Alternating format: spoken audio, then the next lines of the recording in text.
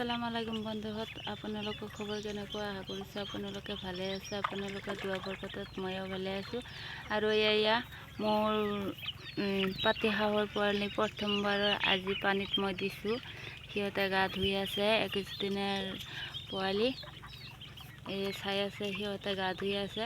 আৰু ইফালে এয়া টাৰ্কিকেইটা থিয় হৈ আছে, সিহঁতৰ বান্ধৱী সেইকাৰণে থিয় হৈ সিহঁতে চাই আছে। কাৰণ যিহেতু জানে আপোনালোকে হাঁহৰ পোৱালি পানীত থাকে আৰু পানী নহ'লে সিহঁতক ৰখাটো টান হয় আৰু পানী হ'লে ৰখাটো ভাল হয়। কাৰণ যিহেতু সিহঁত ত্ৰিভুজীয় পানীতে বেছি থাকে, সেইকাৰণে পানী লাগে। পানী দিছোঁ মই আজি প্ৰথমবাৰৰ বাবে। আপোনালোকে চেষ্টা কৰিলে এনেকৈ পানীত 21 দিনৰ পোৱালি দিব পাৰে, কোনো ধৰণৰ অসুবিধা নহয়। যিয়ে নহওক, ইফালে মোৰ টাৰ্কিৰ পোৱালি এয়া চাই আছে। টাৰ্কিৰ পোৱালি আছে, লোকেল মুৰ্গীৰ পোৱালি আছে। সিহঁতৰ কাৰণে ৱেইট কৰি আছে, লগত আকৌ ঘাঁহ খাবলৈ যাব।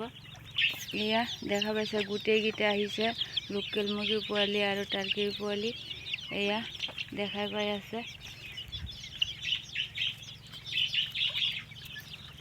যিয়ে নহওক বন্ধু বান্ধৱীসকল, আজি ভিডিঅ' মোৰ ইমানতে শেষ কৰিলোঁ। যদি ভিডিঅ'টো ভাল লাগে লাইক কৰিব, শ্বেয়াৰ কৰিব, ছাবস্ক্ৰাইব কৰিব। খুদা হাফিজ। দেখা হ'ব আকৌ পৰৱৰ্তী ভিডিঅ'ত।